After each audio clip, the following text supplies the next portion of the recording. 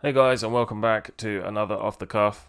Kind of feeling a bit proud of myself because I had a load of audio problems this morning and I have managed to sort them, ish, I hope. Today's one is not going to be particularly brief because I feel like a few people have done this particular topic recently, but they've kind of glossed over it and just done the sort of traditional thing of like, oh, you suck, and then move on. So I thought we could delve into it a bit deeper. We are going to be talking about everybody's favourite human from everybody's favourite pair of brothers, Logan Paul. Actually, I guess he probably is people's favourite brother of those two. Yeah. Anyway, Logan Paul. Not many people are pointing this out, but I will. He said this 11 months ago. He didn't just say it. He was speaking about the protests / riots that happened for weeks and weeks and months. And yeah, this is what he said. America is racist. Listen carefully to what I said. America is racist. Yeah, a hot take. Hot take, Logan. When did you come up with that gem of a thought? Yeah, so somebody else has decided, it's more worth it financially to join in with the race baiting and the division and the phony arguments than to actually stand up and try and find a way to do those things. He would just rather do this and make money. And the funny thing actually is, after he did this, that was essentially all he did. And it was around the same time that he signed his deal with Floyd Mayweather. Coincidence? I don't know. But yeah, let's see what he went on to say. Now it's time to go from the violence and the true physical action to the action of voting and creating change for politicians, and keeping the conversation and policymakers. Well, that's the real takeaway. We can make as much noise as we want right now. Yeah. But if all of this momentum is lost at the voting booth, we have fucking lost. Shh. God, you're so noisy. Yep. I have a hot take.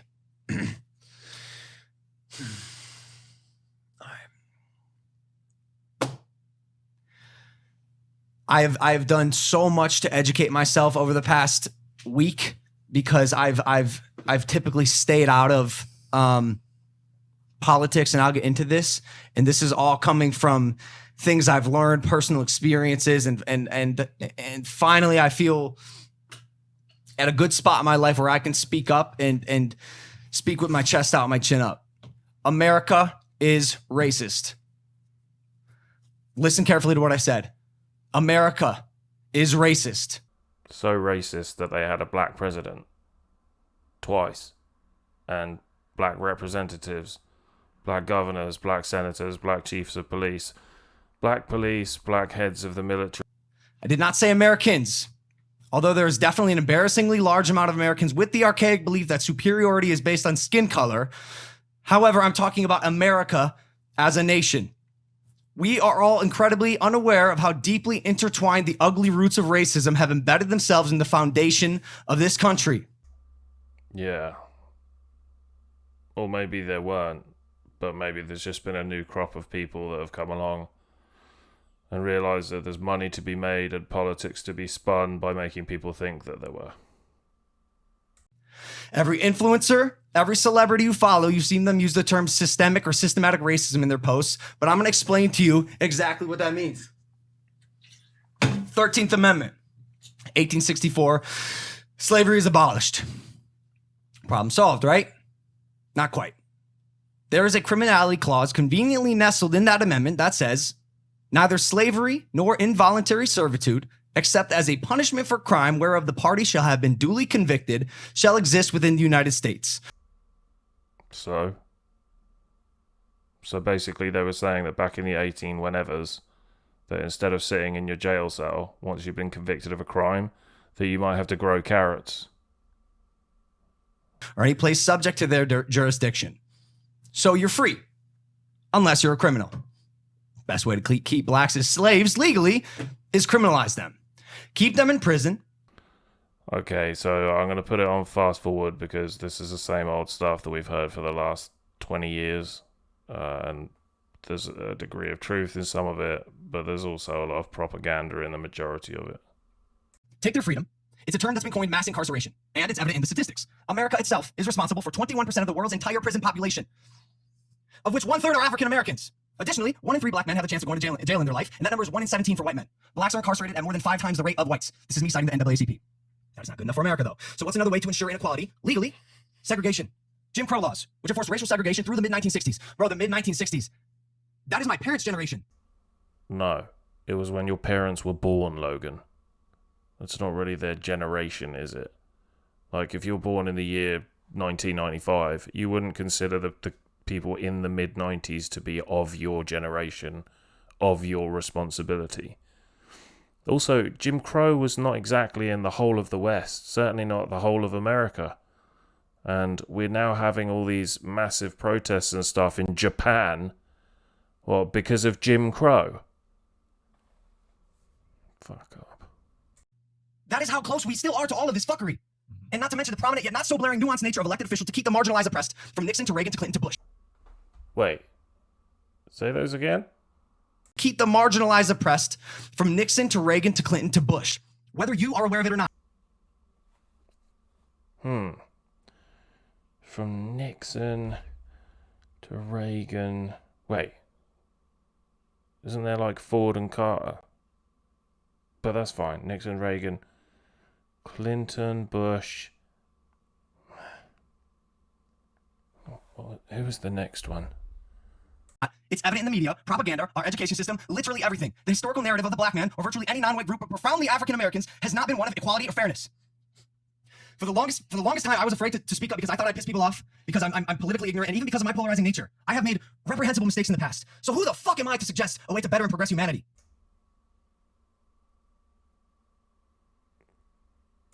That was what I thought. This past weekend, I found the answer to that question. Who the fuck am I to better and progress humanity? I am a human. I'm just like you. I'm just like you. And I'm just like you.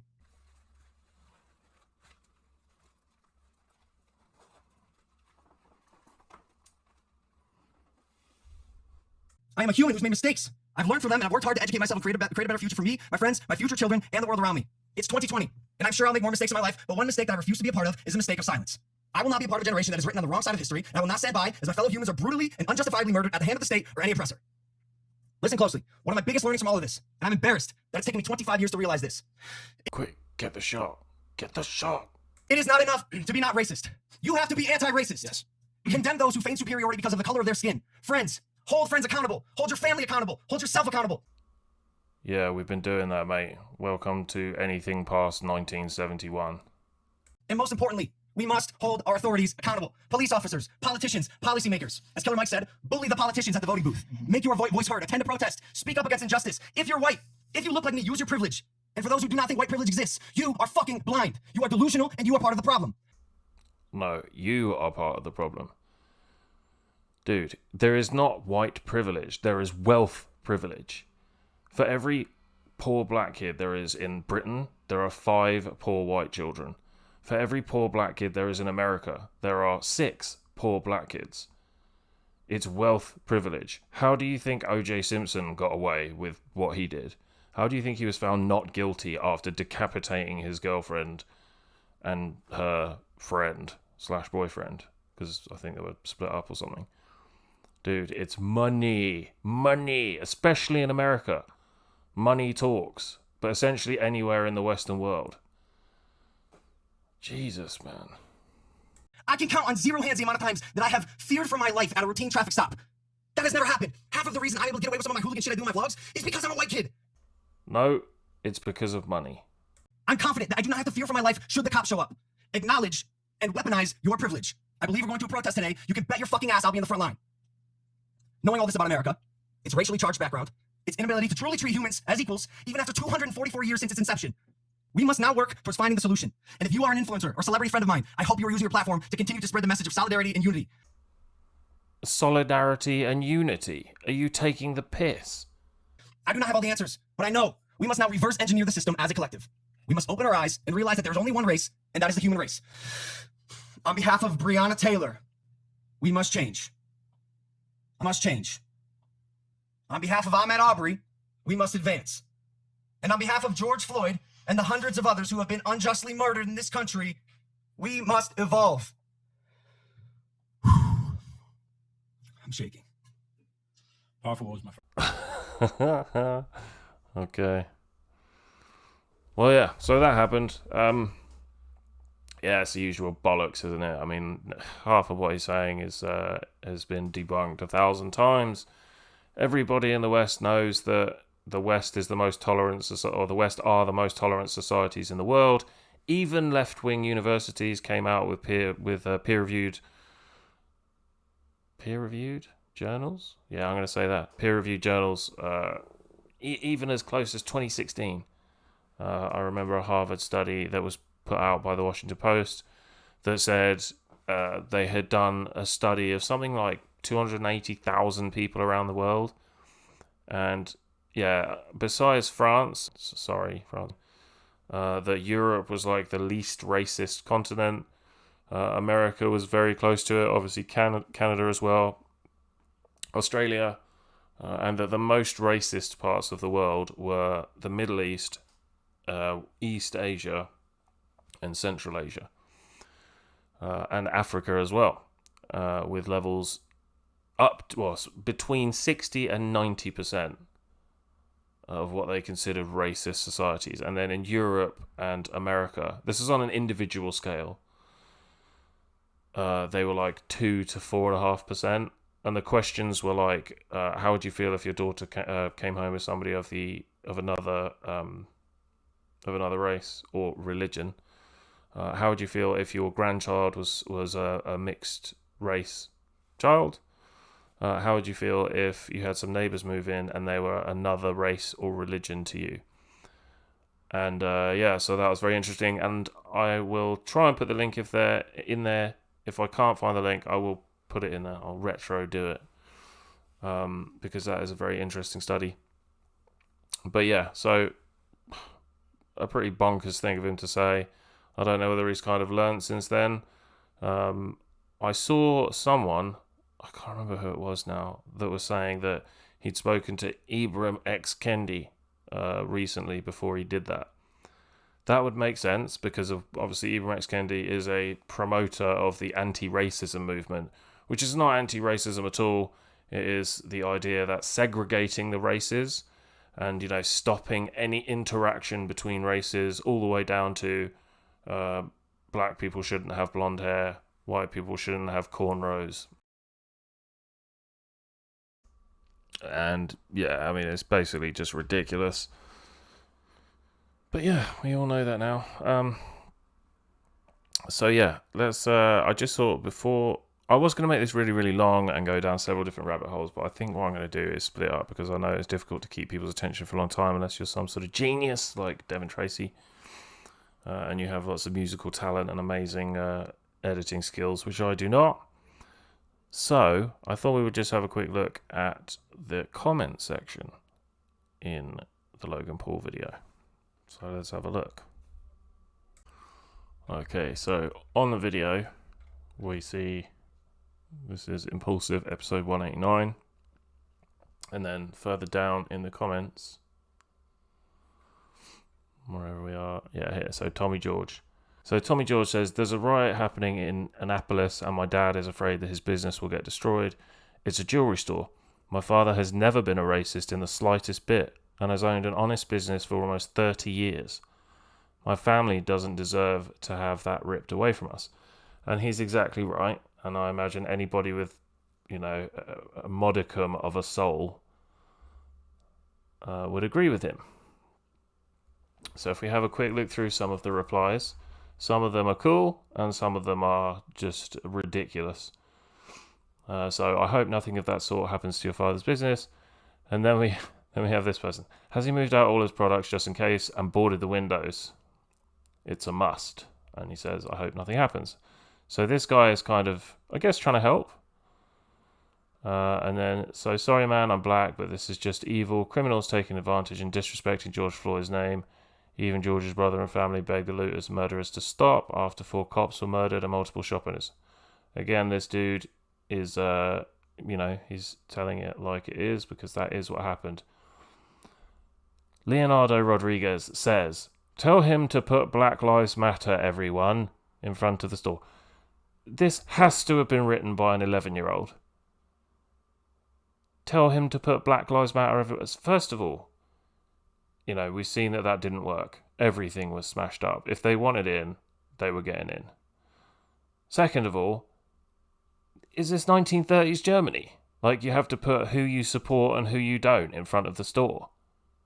This is just the most... I hope this was a child, in which, if it's a child, I apologise that you have some growing to do. There are riots everywhere. So what?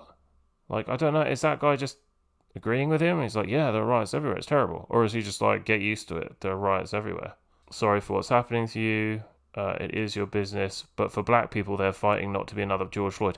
How many unarmed black people were killed that year? Or was it like 18? Or was it? It was between 9 and 18. I saw various figures. You don't need to be... Oh my God. I hope your father's business doesn't get destroyed. That is sweet. Go protect it. I wouldn't leave till it's done. Well, that didn't work out well, did it? Because we saw, was it an ex-Marine? Certainly an ex... it was a vet, anyway, whose father store, they were trying to vandalise it. He came out with a gun. Or they were trying to loot it. He came out with a gun. A dude jumped on his back. For 18 seconds, he resisted pulling his... using his weapon, which he had been, showing. And he was begging this guy to get off him so that he didn't have to shoot him. I mean, it was heartbreaking. Like, I don't know if that video is still available because of what, modern day media is like. But he was begging this guy. He was almost in tears. He was like, please don't make me do this. And then he shot him and killed him. And, they were trying to make an example of him. So the politicians were trying to ramp up all the charges. I believe he was being done for murder. And he got 1,800 death threats. And so he killed himself. He took his own life. Protecting your property with a gun is not the right thing to do anymore. Go protect the business then. You have the Second Amendment that is made for you to protect what's yours. Yep, that is right. But no. Because if you do protect what's yours, you will end up being charged with murder, and you'll get loads of death threats, and your name will be smeared for the rest of your life. And then there's a few that have obviously been deleted, but I imagine that they were just saying it's Trumpers that are looting, which is just hilarious to me, regardless of what side of the aisle you're on. I think we can all admit it wasn't Trumpers that were looting. I hope you stay safe. Guard your family with guns, and it'll be... No, it won't. You cannot guard your family with guns anymore because you will be charged with murder, even when it is videoed self-defense. Yeah, someone else saying it wasn't white Trumpers. Who the hell would reply to this with, yeah, it must have been the white conservatives that were looting. They love their Jordans. Try being oppressed for 200 years, then keep resorting to non-violent protests. Yeah, I don't think anyone's over 200 years old, but that's just my guess. I definitely could be wrong on that. There's probably someone in, like, the Andes that's 212. Put a sign up saying black owned, lol, that's funny, but I don't think that would work because we know that black owned businesses were also destroyed. And this is the thing, it wasn't just white people, they were just targeting anything and anyone because there were more black people killed by black people than white people. When his business gets destroyed, he will become a racist who will vote for Donald Trump. Yeah, great point, genius. How many non-whites voted for Trump? Like 20 million or 23 million? Oh, this one's... Yeah, I love this one. This was the one I was trying to get my words out but couldn't at the beginning. No offense, but your dad should be rich and have insurance, and he can get back on his feet in no time. Others cannot. Oh, I freaking hate people like you. These people, like, these are... And there's several comments like this. They're like, bruh, business insurance. Okay, we saw this with black business owners as well. First of all, it's very expensive to have business insurance, but this child thing is right. If you're going to have a business, you do need to have insurance. However, if your business gets looted, then the insurance company knows you're definitely in a location that's lootable. That the risk of looting is now much higher. So instead of your insurance being $700 a month, next year it's going to be $2,700 a month. And for a lot of business owners, That's the difference between being able to run a business and not. So maybe next time they don't pay the insurance, then they get robbed and they lose everything. Or the other things that we have to think about as well with this is it's not just about them stealing, the majority of stock, and then the business insurance will not necessarily, and usually it won't, pay out for everything. It might pay out for the majority, but it won't pay for everything. There is also an awful lot of stuff in their businesses that is irreplaceable. Like old family heirlooms, like our first dollar, pictures of them and their, parents or kids. If they're a jewelry designer, like their first few designs or the last greatest design that they did, it's just not as simple as you should have insurance. And the way this buffoon has phrased this, no offense, but your dad should be rich and have insurance. Your dad should be rich. Why? Why should his dad be rich? Or does this buffoon mean that because he has a business, he's probably rich? In which case, that's also moronic. Most people that run businesses are middle class. They're not like upper class just because they run a frickin' jewelry store. Or even if they ran a butcher shop or whatever. Anyway, no offense, but your dad should be rich and have insurance and can get back on his feet in no time. It's not no time to get back on your feet. Like, this was happening a lot. So it wasn't like 1 week they got done and then the next week they were back on their feet. It was also in the middle of COVID. And this person clearly knew that this was in the middle of COVID. So, whatever. He actually replies to him below. Zen, just because we have a jewelry store does not make us rich. Jewelry is expensive, so not a whole lot of people buy it. So our income is not always the greatest. Yeah, that's fair, but it doesn't even matter. Like, it's just, I hate these people who have this thought of, you should have insurance so we can loot your shop. Woosah. Anyway, thanks for watching, guys, and I will see you soon. Winston stopped writing, partly because he was suffering from cramp. He did not know what had made him pour out this stream of rubbish